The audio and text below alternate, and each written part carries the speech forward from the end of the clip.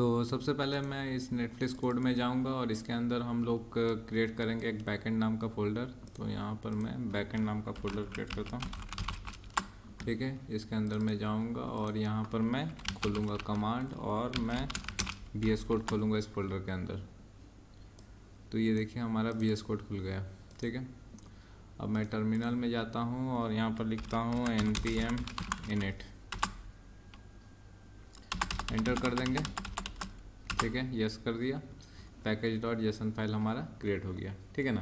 तो इस तरह हमारा जो पैकेज डॉट जेसन फाइल है वो क्रिएट हो गया। ओके, अब हम लोग यहाँ पर कुछ एक बेसिक सा एक ये कर लेता हूँ मैं। तो यहाँ पर मैं app.js नाम का एक फाइल क्रिएट कर लेता हूँ। एक बेसिक सा मैं एक सर्वर क्रिएट करता हूँ।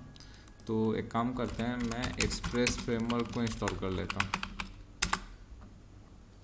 ठीक है, आगे जाके और भी बहुत कुछ इंस्टॉल करना है, बहुत सारा पैकेजेस इंस्टॉल करना, पर फिलहाल मैं एक बेसिक सा आपको रन करके दिखाता हूँ। Const express equals to require express को हम लोग यहाँ पर इंपोर्ट करेंगे। उसके बाद क्या करता हूँ मैं, एक पोर्ट लूँगा 3 था, मान लीजिए 5000 पोर्ट लेते हैं। तो ठीक है, 5000 पोर्ट। अब ये होने के बाद हम लोग क्या करेंगे, एक app.listen क्रिएट करेंगे। पर उससे पहले हमें एक जो एक्सप्रेस हम लोगों ने लिया है उसको हम लोग ये करेंगे, कॉन्स्ट ऐप इक्वल्स टू, यहाँ पर हमें लिखना पड़ेगा एक्सप्रेस जो हम लोगों ने लिया उस एक्सप्रेस का हम लोग इंस्टेंशिएट करेंगे यहाँ पर। ठीक है, अब हम लोग यहाँ पर app.listen करेंगे। तो app.listen क्या करेंगे, बेसिकली यहाँ पर हम लोग जो पोर्ट है वो पोर्ट नंबर देंगे। पोर्ट नंबर मैं यहाँ पर दूंगा और यहाँ पर कॉलबैक फंक्शन होगा हमारा console.log API।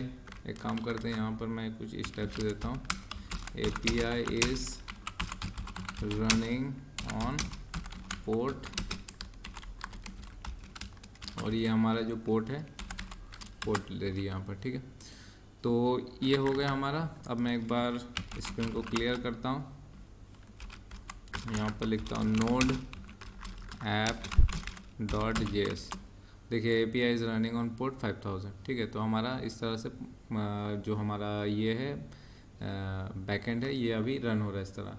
अब बाकी और भी जितना एंड पॉइंट वगैरह है वो सब हम लोग आगे जाके क्रिएट करेंगे, पर फिलहाल यहाँ पर आप देख सकते हैं यहाँ हमारा एक्सप्रेस फ्रेमवर्क हम लोगों ने यहाँ पर इंपोर्ट किया है। पोर्ट 5000 में हमारा ये जो API है रन हो रहा है।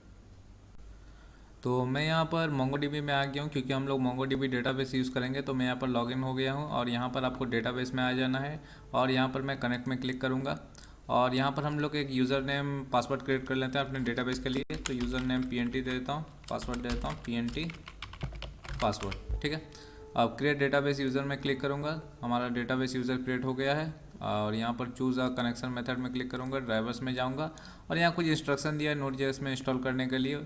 तो यहाँ पर मैं क्या करूँगा, रिव्यू सेटअप स्टेप्स में क्लिक करूँगा और यहाँ पर आपको कनेक्शन स्ट्रिंग मिल जाएगा। यही कनेक्शन स्ट्रिंग की मदद से हम लोग अपने Node.js को कनेक्ट करेंगे MongoDB डेटाबेस के साथ। तो यहाँ मैं इसको कॉपी करता हूँ और यहाँ पर मैं पेस्ट कर लेता हूँ। अब यहाँ पर थोड़ा सा मैं आपको समझा देता हूँ।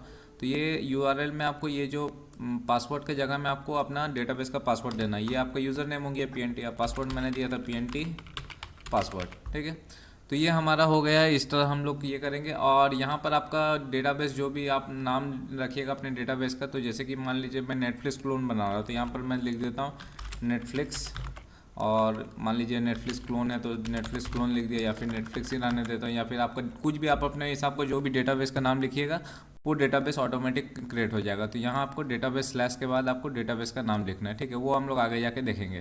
तो चलिए, अब ये हमारा कनेक्शन स्ट्रिंग क्रिएट हो गया MongoDB का। ठीक है, तो वापस मैं आ गया हूँ अपने Node.js के VS कोड में आ गया हूँ। यहाँ पर हमारा Node.js API हम लोग क्रिएट कर रहे थे। तो मैं यहाँ पर क्या करता हूँ, कुछ पैकेजेस वगैरह इंस्टॉल कर लेता हूँ। तो मैं सबसे पहले कुछ पैकेजेस को इंस्टॉल करता हूँ। तो सबसे पहला पैकेज होगा हमारा .env। ठीक है, उसके बाद हमारा रहेगा एक्सप्रेस, तो हम लोगों ने ऑलरेडी इंस्टॉल कर लिया। फिर कोड्स हम लोग इंस्टॉल करेंगे और फिर बॉडी पार्सर भी हमें इंस्टॉल करना पड़ेगा। तो बॉडी पार्सर भी मैं इंस्टॉल कर लेता हूँ।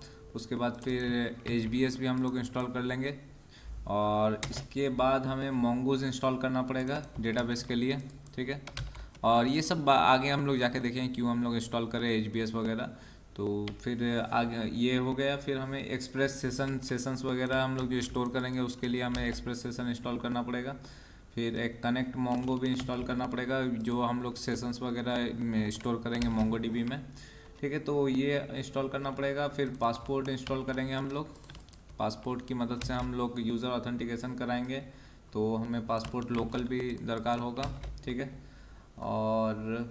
और मुझे लगता है कि फ़िलहाल के लिए इतना ही काफ़ी है। चलिए इसे इंस्टॉल कर लेते हैं। तो ये इंस्टॉल हो रहा है अभी।